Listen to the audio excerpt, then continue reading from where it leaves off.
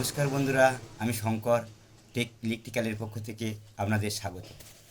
বন্ধুরা, বাড়িতে যেসব এরকম সিলিং ফ্যানগুলো আস্তে ঘোরে, এগুলো আস্তে ঘোরে, তো আমরা কি করি, বাজার থেকে একটা এরকম ক্যাপাসিটার কিনে এনে আর লাগিয়ে দিই। তো এই বাজার থেকে এই ক্যাপাসিটার কিনে এনে লাগানোর আগে আপনি আর কী কারণে এটা আস্তে ঘোরে সেটা দেখতে হবে। সেই কারণগুলো আমি বলবো। প্রথম কারণ হচ্ছে আপনার ঘরের যে কারেন্টটা আছে সেটা ভোল্টেজ ঠিকঠাক দিচ্ছে কি না।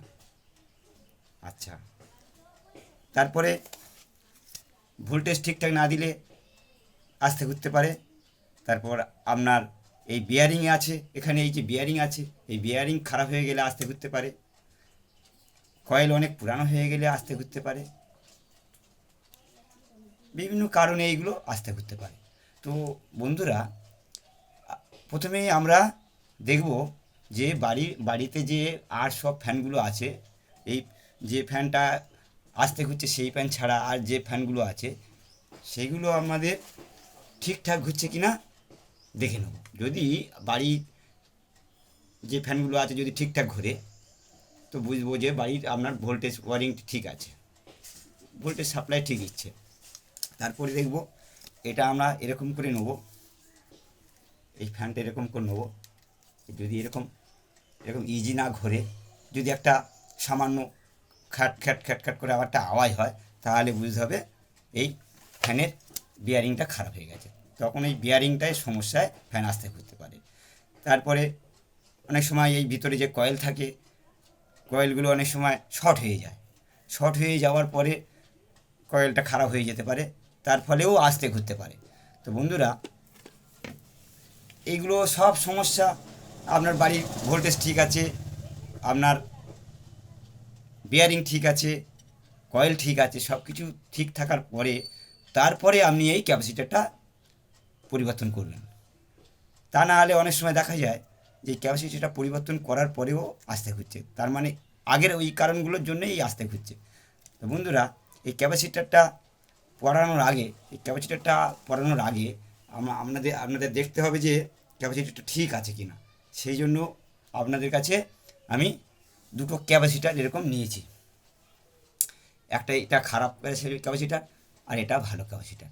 তো ক্যাপাসিটারটা আমরা কীভাবে পরীক্ষা করব, সেই পরীক্ষা করার জন্যে আপনাদের এই ভিডিও দেখুন। আজকের আপনার ফ্যানে ক্যাপাসিটার পড়ানোর আগে কিভাবে চেক করতে হয় সেটা দেখিয়ে দিই। বন্ধুরা দেখুন, আপনার বাড়িতে ধরুন এরকম ইলেকট্রিক তো বোর্ড আজ প্রত্যেক বাড়িতে আছে, এরকম সকেট আছে।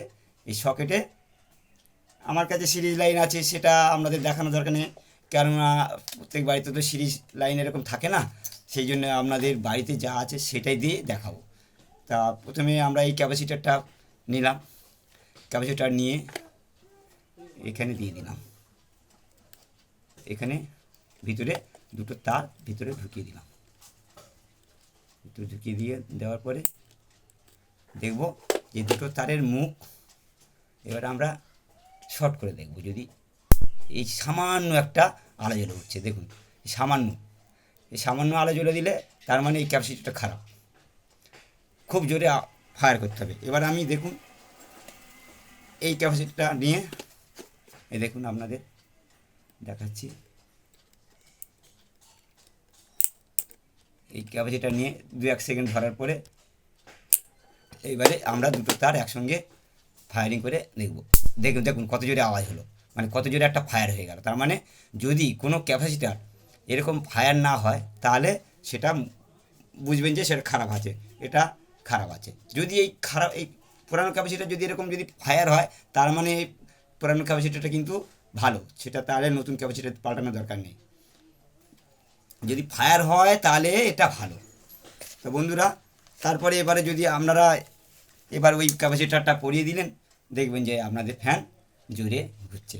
আর বন্ধুরা, আরেকটা জিনিস আছে, এই ফ্যানে যখন আপনারা ক্যাপাসিটারটা পরাবেন, এই সব তার একসঙ্গে খুলে দেবেন না। এই দেখুন, একটা দুটো তিনটে তার আছে, দেখুন ভালো করে দেখুন, তিনটে তার আছে।